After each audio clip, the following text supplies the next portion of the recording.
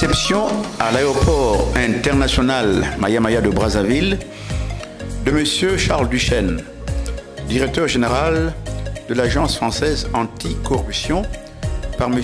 Emmanuel Olita Ondongo, président de la Haute Autorité de lutte contre la corruption.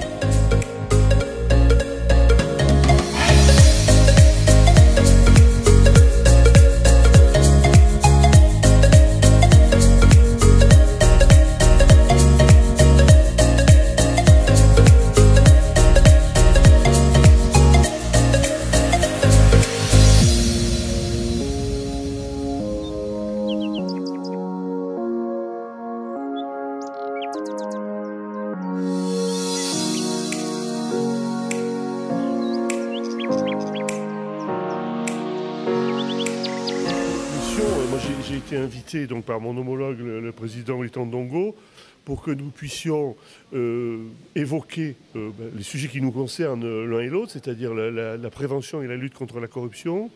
Et je crois que le président souhaite que je fasse part de notre expérience, de notre pratique.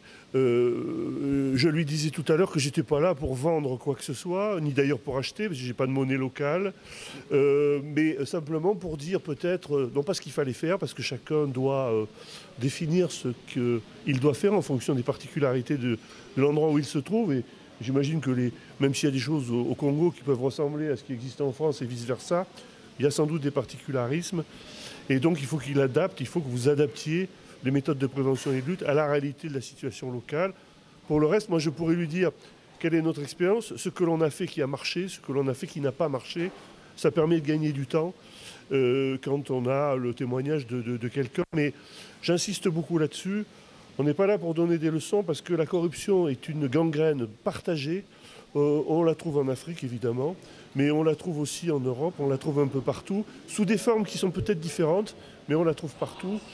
Et donc il ne s'agit pas de vendre un modèle, mais il s'agit de le présenter simplement. Et après, eh bien, vous en tirerez le meilleur et vous laisserez le pire.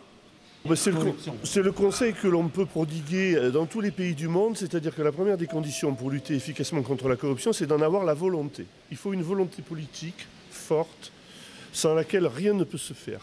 Donc c'est douloureux parfois, hein, mais il faut prendre des décisions. Il faut prendre des décisions douloureuses. Ça peut coûter cher au départ, comme tout investissement, mais après on le rentabilise assez vite, si vous voulez, parce que il y va de la crédibilité des institutions, de la stabilité de l'État, de la confiance des acteurs économiques qui viendront ou pas s'installer chez vous, selon ce que vous faites. Si vous faites n'importe quoi, ils iront s'installer ailleurs.